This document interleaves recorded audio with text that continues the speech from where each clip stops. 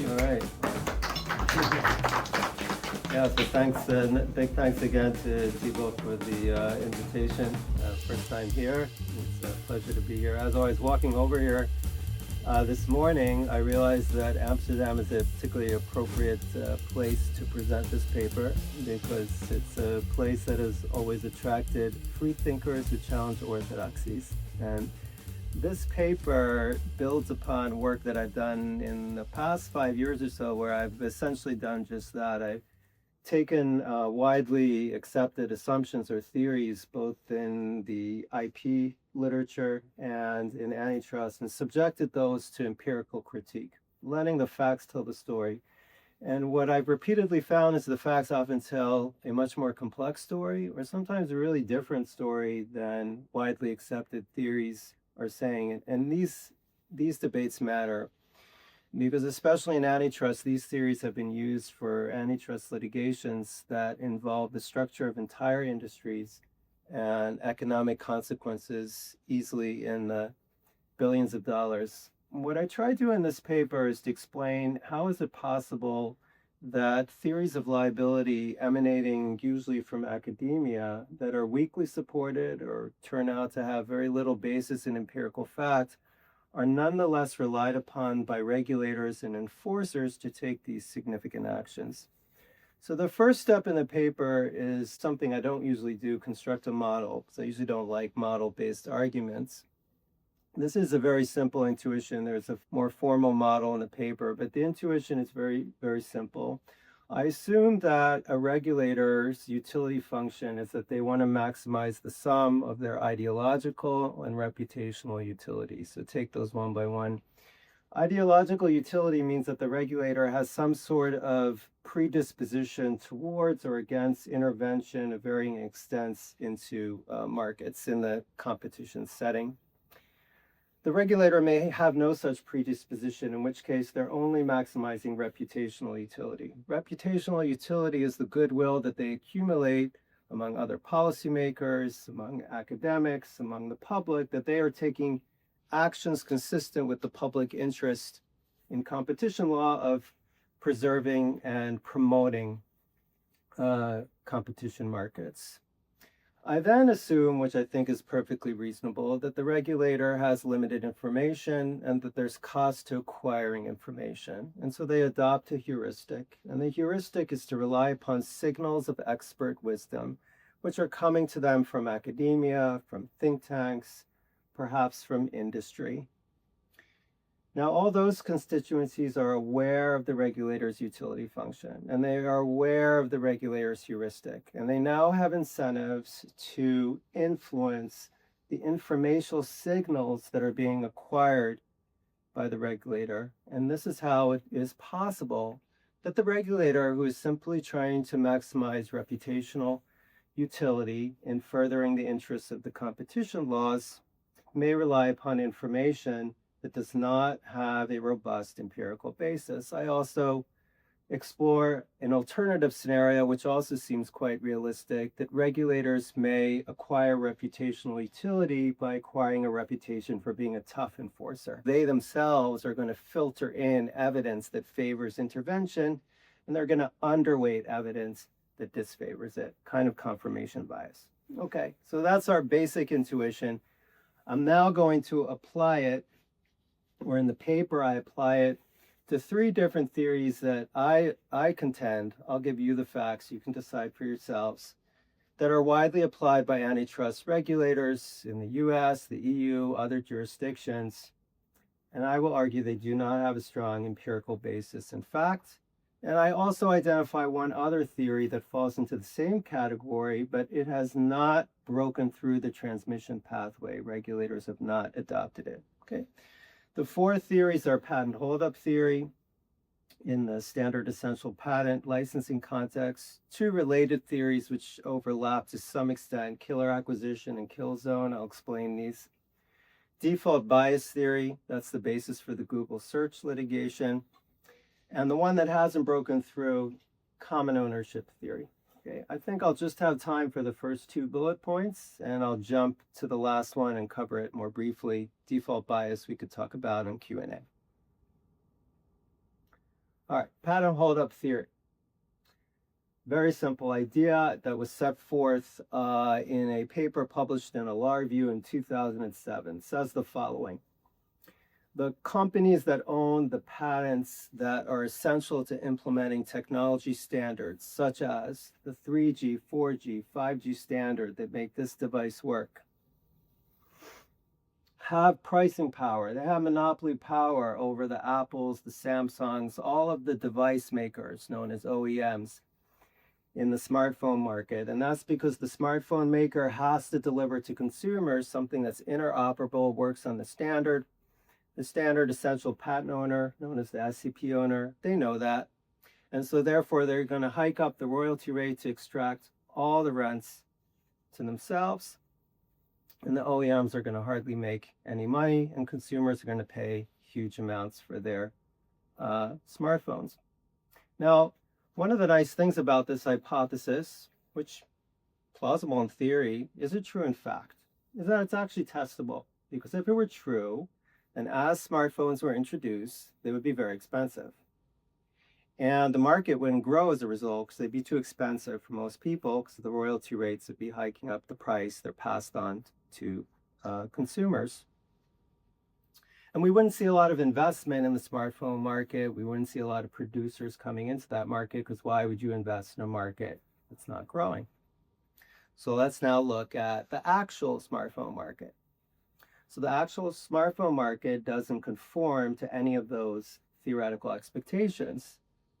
In fact, prior to perhaps generative AI, there had been no technology ever that has been adopted as fast as smartphone devices.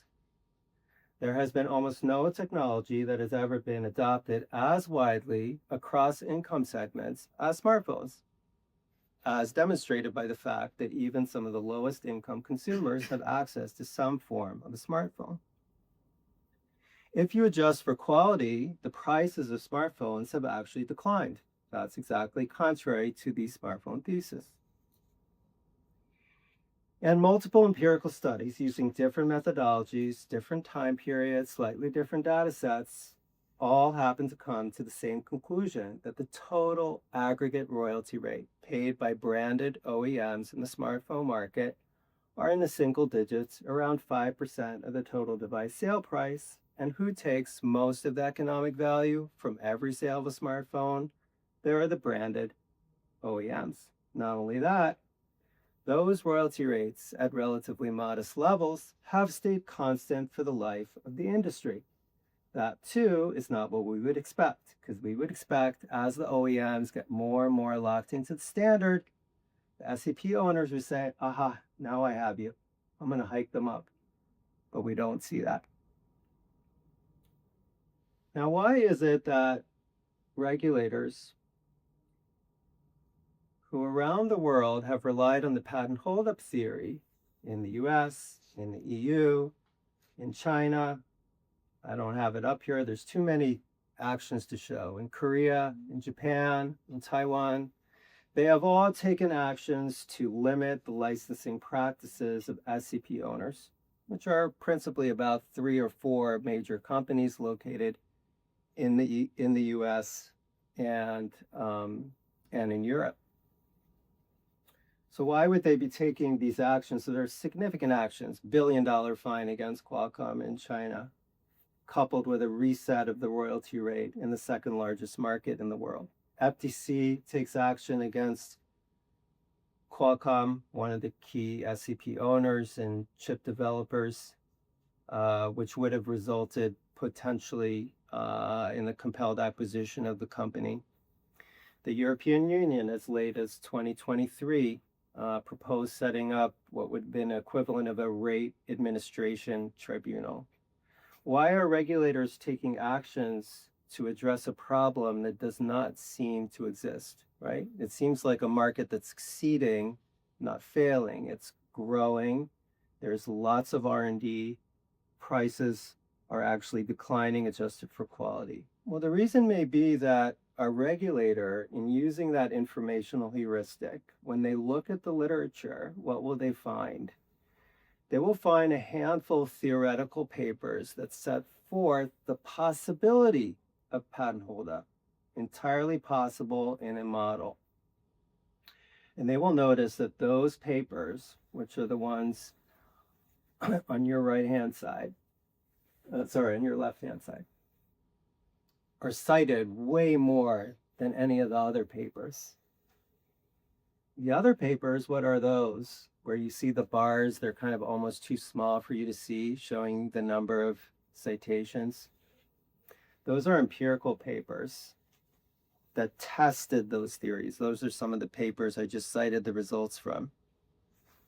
Well, the regulator, operating under a cost-saving heuristic, might very reasonably conclude, well, it looks like the dominant opinion here is that patent holdup is a really big problem. Now, why would patent holdup, if it's theoretically reasonable, not being played out in practice? There's two possibilities.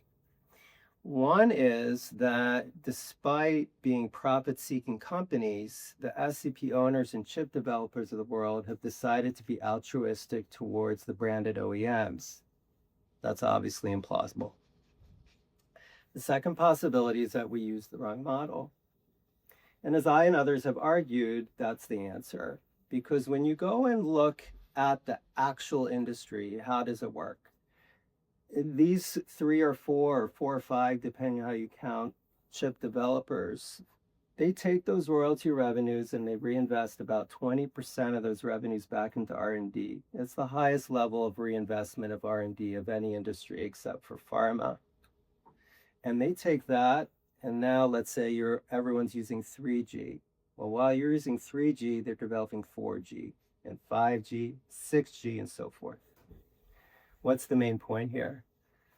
The model that was used is a single period model, a little bit of game theory. The actual model, the right model, might be repeat play, multi-period game. Multi-period game, you want to maximize your revenues over time, and your licensees, your OEMs, guess what? They have memory. So you can cheat them once, you can't cheat them twice.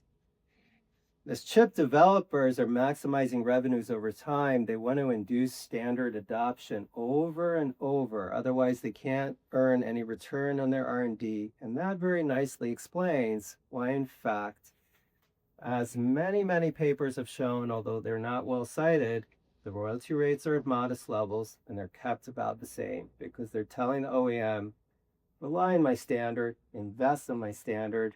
You see what my royalty rates are, they're going to stay about the same for the remainder of the industry.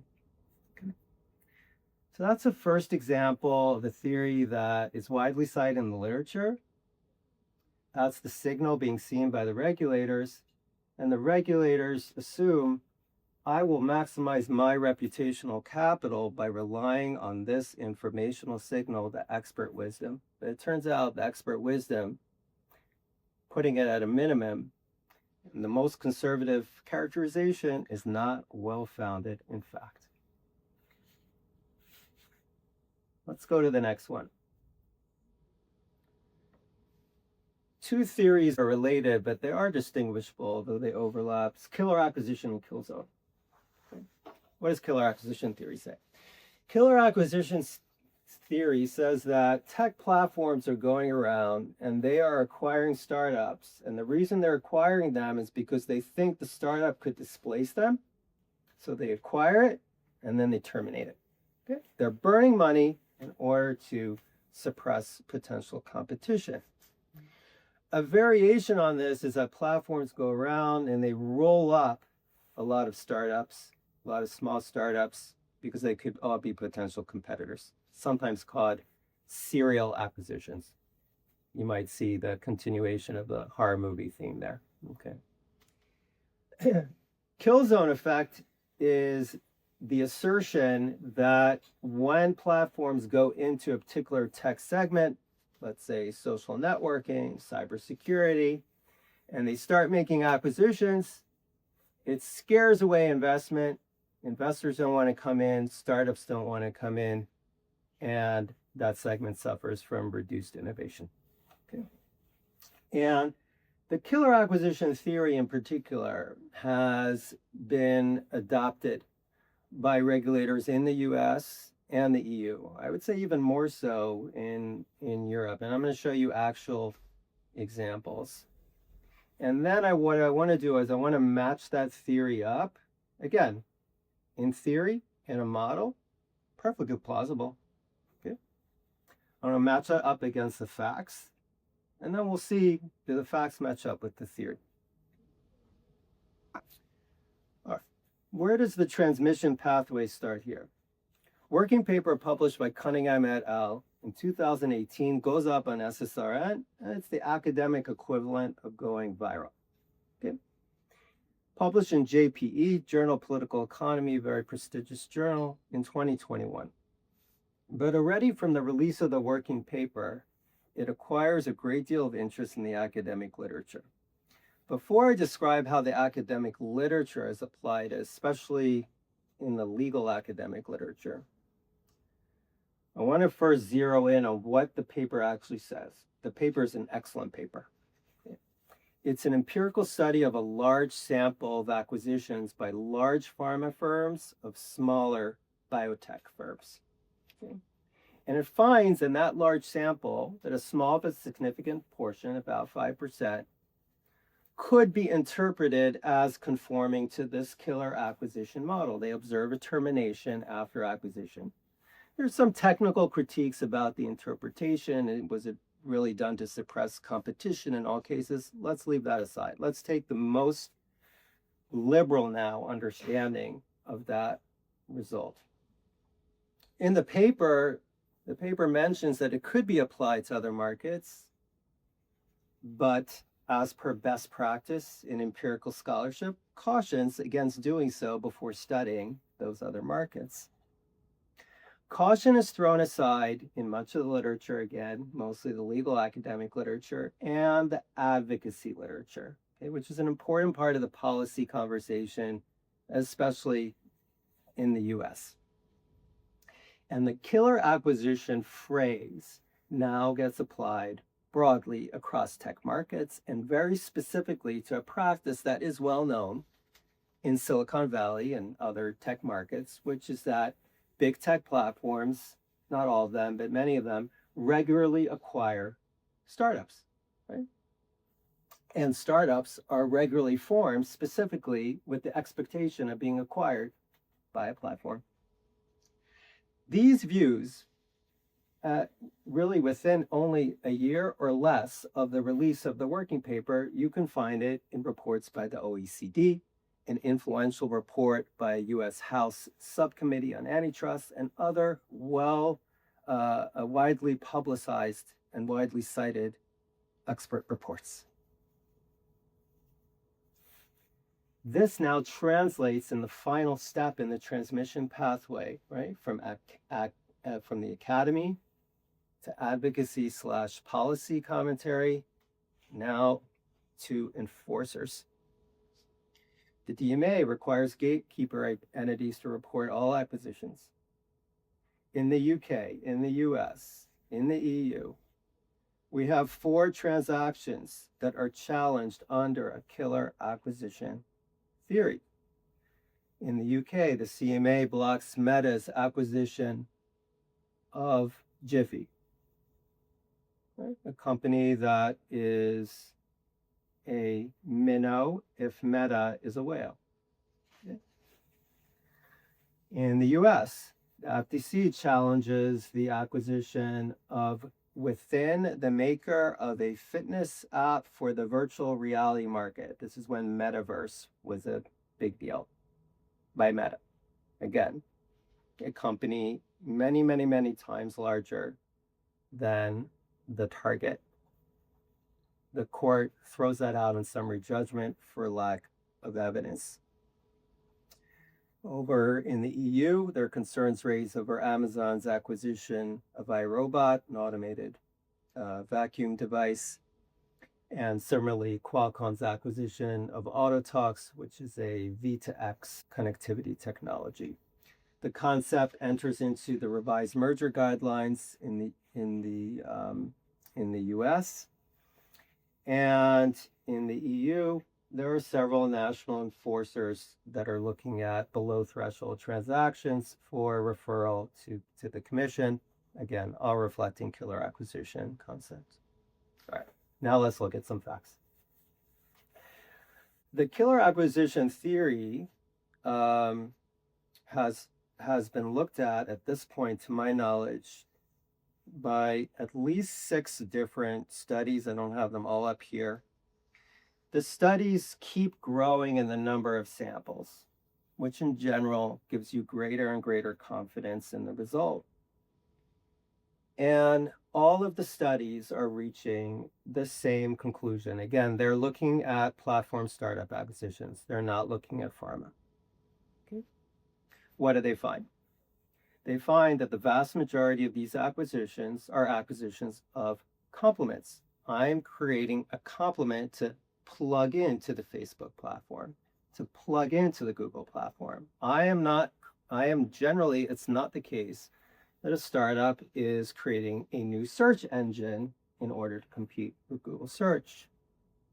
The most impressive study is a study that just came out as a working paper last year. One of the authors happens to be a co-author in the Cunningham et al. Study. Over 1,000 acquisitions by big tech and other very large firms. Not only do they find that the acquisitions are usually acquisitions of complements, they also find further evidence that post-acquisition, not only is the target not suppressed, the platform typically takes that technology, develops it, and it then diffuses more broadly across the market. Now, none of these results should be surprising because it is generally understood in tech business world that platforms are acquiring startups to complement their ecosystem. And after they acquire them, they generally invest more money in order to scale it up. It's a division of labor between smaller firms that tend to excel in innovation and larger firms that have the scale economies to distribute it.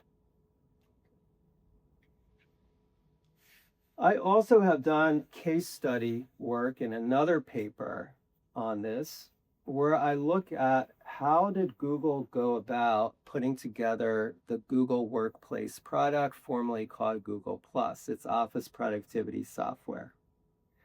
Every single component in Google Workplace, the equivalent of Word, the equivalent of Excel, the equivalent of PowerPoint, was through a startup acquisition. Google bought each component, improved it, developed it, put it together into a package. Now you might say, isn't this just the rich getting richer?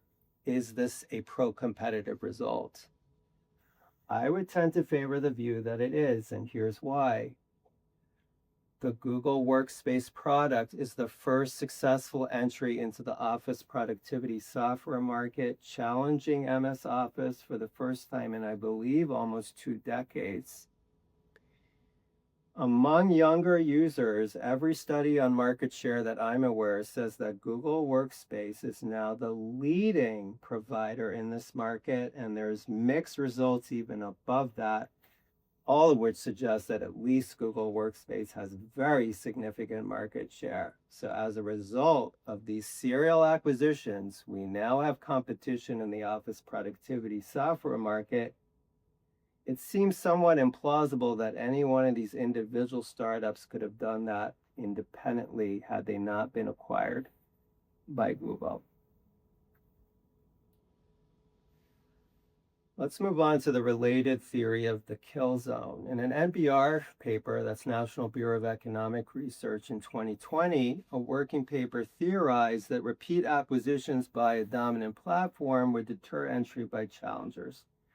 The idea being that any new platform that came in has to persuade developers to write for the platform. Those developers would be concerned that the new platform could later be acquired by a large incumbent. They would then have switching costs to move over to the acquirer. As a result, no new platform can ever get started. The VC investors and startups anticipate that, and therefore they don't go into segments where big tech is making acquisitions. There was limited anecdotal evidence and some empirical support for this in the paper. Within only a matter of months, this paper is cited in a very prominent House committee report, which claims that major acquisitions by larger firms lead to significantly less investment in startups. Okay. Before I dive into the evidence, I want to just do a common sense check on that statement. This is deeply counterintuitive and runs counter to virtually all business wisdom that I am aware of in the tech community, which typically is of the view that if big tech is acquiring in a particular area, I, as an investor, I want to invest more in that area because 80 to 90% of startups today, when they're successful, which is a minority of the time, but when they're successful, they exit through an acquisition, not through an IPO. So this would seem to turn common sense on its head. Now, common sense can be wrong, so let's see what evidence is in the NBR paper. The NBR paper looks at a small sample of 9 acquisitions of $500 million or more, so those are large acquisitions, not massive, but large, of software firms by 2 big tech firms, Google and Facebook. What they do is they then look at, if I look at acquisition activity in that particular segment of the software market, prior to these acquisitions and after, does it go up or down or stay the same? And then when I compare that to a control group of 178 other acquisitions by other entities, also for 500 million in the software industry, what happens there?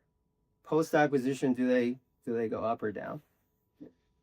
And the key finding, which purports to suggest that the kill zone effect is a significant effect, is that post-acquisition in the Google Facebook cases, VC investment in those particular segments goes down. But in the control group, that's not the case. It increases. Okay. Now, whenever we see empirical results, it's time consuming, but we need to dig into the details, need to dig into the appendices. So what happens when we dig in? Who are those other entities in the control group? Well, the other entities in the control group, those 178 other acquisitions, are firms such as Amazon, Apple, Microsoft, Cisco, Dell, IBM, Oracle, meaning that a significant number of those acquisitions are either by big tech firms or firms that are kind of just below big tech. And the study finds that in that control group, that VC investment is going up after those acquisitions, which is what common sense, common business wisdom says would occur. So it would seem that the evidence in the NBR paper is at a minimum, stated most conservatively, is telling us that, well, in some big tech acquisitions, the VC investment is going down, Google, Facebook, in 9 of them. And in others, it's going up. So perhaps we're not sure what's happening. So it would be helpful to have more evidence. Hopefully, there is more. 2 significant studies with large samples after the publication of the paper, looking at tens of thousands of VC investments and hundreds of acquisitions, in both cases, finds positive and statistically significant relationships between acquisitions by big tech of startups and increase in post-acquisition VC investment. These results are in a way uninteresting because they simply repeat conventional business wisdom, but they are interesting because they suggest that regulators should not be relying on the kill zone effect, which does not seem to characterize, in general, acquisition activity by big tech platforms. Now, the killer acquisition and kill zone effects are not merely an academic debate. In fact, they carry important consequences for competitive conditions in tech markets. Why? Because if these theories were widely adopted by regulators in merger review, they could have a chilling effect on VC investment. Why?